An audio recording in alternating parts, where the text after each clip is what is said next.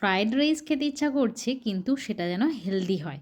তো আজকে তোমাদের জন্য একটা মিক্স ভেজ রাইসের একটা রেসিপি নিয়ে চলে এলাম।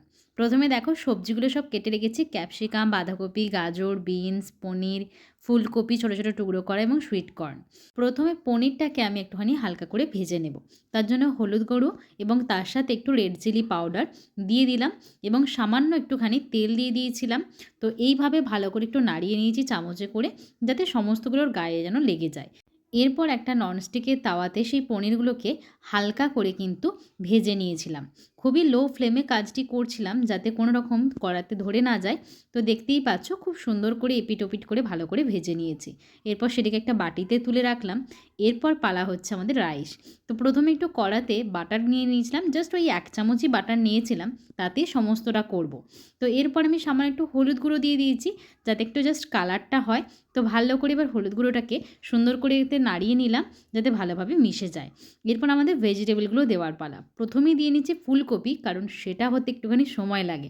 তো সেই জন্য ফুলকপিটাকে ভালো করে নেড়ে চেড়ে সেগুলোর গায়ে যেন লেগে যায়, তো সেইভাবে ভালো করে কিন্তু দিয়ে নিলাম। এরপর একে একে গাজর, বিনস দিয়ে দিয়েছি এবং সেটাকেও ভালো করে নাড়ছি। আর অবশ্যই ফ্লেমটা কিন্তু এখন হাইতেই রয়েছে। তারপর আমি দিয়ে দিচ্ছি সুইট কর্ন, তার সাথে দিলাম হচ্ছে ক্যাপসিকাম। তো এগুলো ভালো করে দিয়ে খানিকক্ষণ ধরে নাড়াচাড়া করে নিচ্ছি। এখন কিন্তু ফ্লেমটা একটুখানি মিডিয়াম রেখেছি। পর কড়াইয়ের ঢাকনাটা চাপা দিয়ে দিলাম, যাতে একটুখানি সেদ্ধ হয়ে যায়। তো তারপর ঢাকনা খুলে কিছুক্ষণ পর দেখলাম হ্যাঁ, অনেকটা একটু নরম হয়ে এসেছে। এরপর আমি অ্যাড করলাম হচ্ছে বাঁধাকপি কুচোনো। খুব সরু সরু করে কুচিয়ে নিয়েছিলাম, যাতে কোনো রকমভাবে শক্ত না থেকে যায়। তো যাই হোক, ভালো করে সেটিকেও এদিক ওদিক করে নেড়ে নিচ্ছি। বাঁধাকপিটা যাতে একটু নরম হয়ে যায় সেই জন্য ঢাকনাটা একটু চাপা দিয়ে রাখলাম কিছুক্ষণের জন্য। 1-2 মিনিট পরই আবার তুলে নিলাম।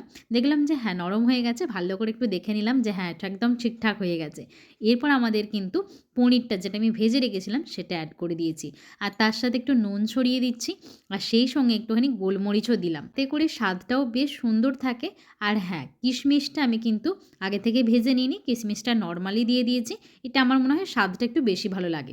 তো যাই হোক, একটুখানি ভালো করে নেড়েচেড়ে নেওয়ার পর ভাতটা দিয়ে দিলাম এবং সেটিকে কিন্তু খুব ভালোভাবে নেড়েচেড়ে মিশিয়ে নিতে হবে।